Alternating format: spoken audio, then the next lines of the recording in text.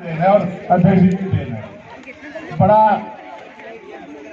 जज्बा, बड़ा जुनून, बड़ा ही जोश है यहाँ के लोगों में और पूरे गांव में, पूरी कमेटी में कि एक वीरान सी जगह को आज इतना चकाचौंध बना के, इतनी चार दीवारी के अंदर कैद करके, सुरक्षित करके जो जज्बा दिखाया है आप लोगों ने, आप लोग बधाई के पात्र हैं। और बहुत ही अच्छा लगता है कि हम अपने गांव में, अपने गांव के बगल में इतनी अच्छी जगह और इतने अच्छे लोग को पाकर धन्य हो जाते हैं।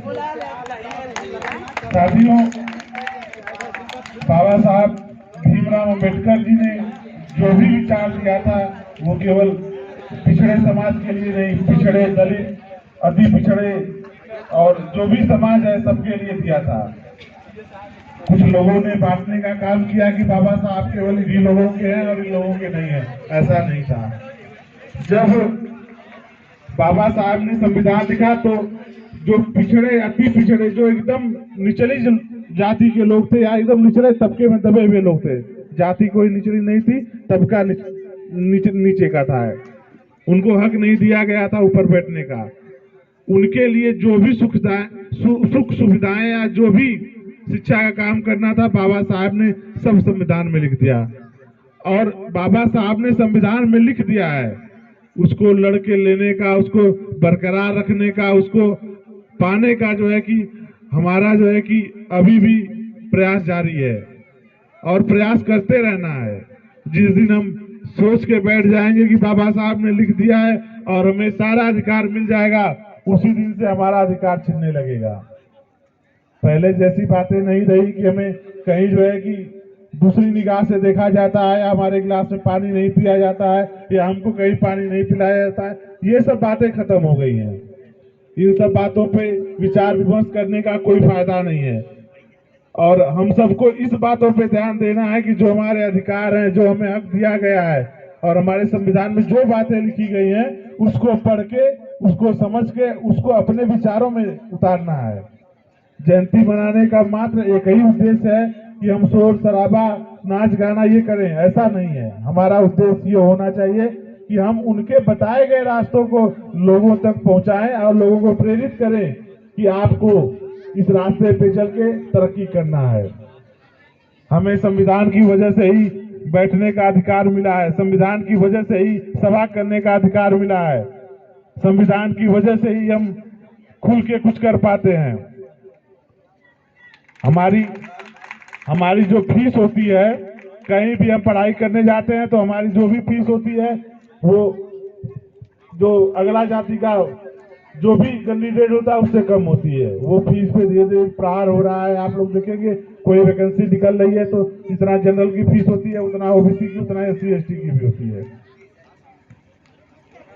और जो यहाँ पे जो प्रयास किया गया है कि लाइब्रेरी के साथ साथ जो है कि निःशुल्क कोचिंग की व्यवस्था, ये काम जो है कि अभी चालू हुआ है, बहुत ही काबिल तारीफ है। हम लोग कुछ दिनों से नहीं आ पा रहे थे यहाँ पे कार्यक्रम में, तो आज आया, मैं देखा हूँ कि नहीं, एक भवन बन के तैयार है लाइब्रेरी के लिए, बड़ा अच्छा लगा देख के।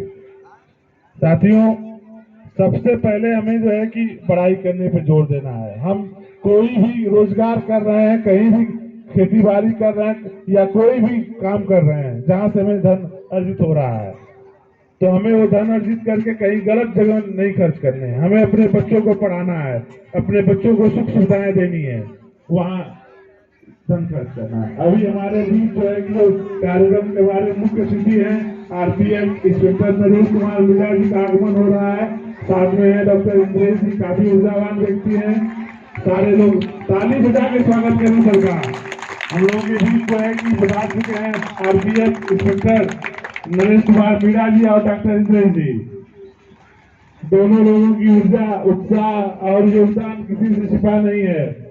काफी सराहनीय योगदान भी रहा। अवसर के बारे में देखते होंगे आप लोग की अवैध कामों पे नकेल लगाने के लिए, गलत कामों में लिप्त लोगों को जो है कि उनके स्थान पर पहुंचाने का काम करते हैं, जेल भेजने का काम करते हैं।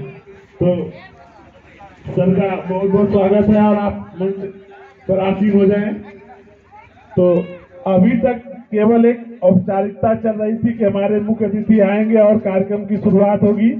तो एक बार मैं चाहूंगा कि सभी लोग जय भीम नमो बुद्धाय बोलते हुए सर का ताली बजा के स्वागत करें। जय भीम नमो बुद्धाय, जय भीम नमो बुद्धाय। और जैसा कि कार्यक्रम संचालित करने से पहले मुझे बताया गया था कि नरेश कुमार मीणा जी और इंद्रेश जी और सब लोग आए हैं, तो पहले बाबा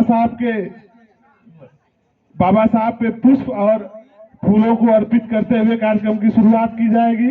तो मैं नरेश कुमार मीणा जी से आग्रह करूंगा कि और कमेटी के सदस्यों से निवेदन करूंगा कि आए और सर को मंच पे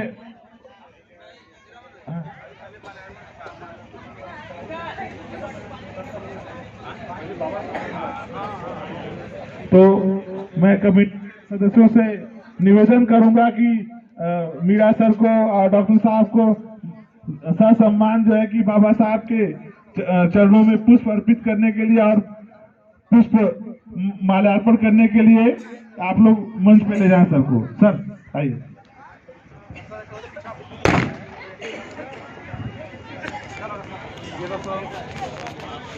माइक दे दीजिए। माइक आप लोगों के समक्ष हम हमारे जो मुख्य अतिथि नरेश मीणा जी आ गए हैं और वो जा रहे हैं आपके सामने कंडी जलाने के लिए।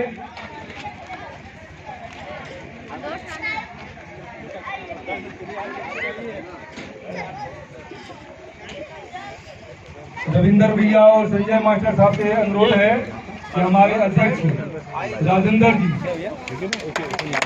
तो आप लोग थोड़ा सा देश देकर गिराइए और कंडी जलवाइए और मालापन करवाइए।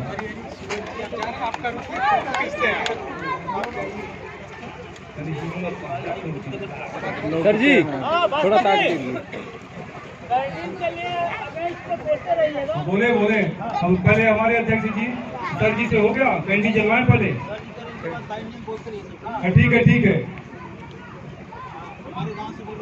अच्छा ठीक।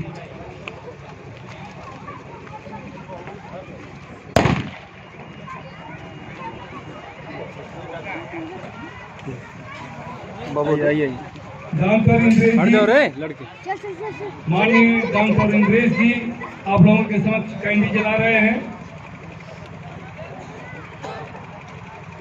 भैया जरा सा बेस देकर के हमारे अध्यक्ष जी को पहुंचा दीजिए वहां पे। डाली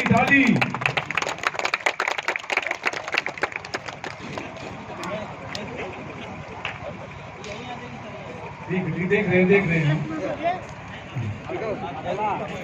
बोलिए। आपके समक्ष हमारे डॉक्टर भीमराव अंबेडकर दल के अध्यक्ष माननीय राजेंद्र जी देखिए, इनके अंदर एक उत्साह है, एक एनर्जी, एक ताकत है। बाबा साहब की ऊर्जा इनके अंदर रोम रोम में भरी हुई है। हाँ सर, ब्रिजेश यादव, राममोहन यादव इसके बाद अगली कड़ी में ब्रिजेश यादव जी और राममोहन यादव जी लगा लेता है उसके पास कंडी जला रहे हैं, अगरबत्ती जला रहे हैं। बिरबल यादव। बाबा साहब अमर रहे, अमर रहे, बाबा साहब अमर रहे, अमर रहे, बाबा साहब अमर रहे, अमर रहे। बीरबल यादव जी कंडी जला रहे हैं।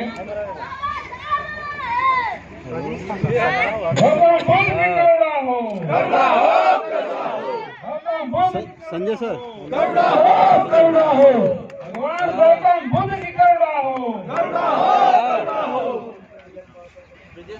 अगली कड़ी में आप कौन है? श्री राम राजभर जी कंडी जला करके माल्या अर्पण करके बाबा साहब डॉक्टर भीमराव अम्बेडकर जी के श्रद्धा सुमन अर्पित करते हुए बीरबल यादव जी बाबा साहब के चरणों में चरण अर्पण करते हुए बाबा साहब अमर रहे, अमर रहे, अमर रहे, बाबा साहब अमर रहे, अमर रहे, अमर रहे। अगली कड़ी में नंद किशोर मोमबत्ती आ जला रहा हूं।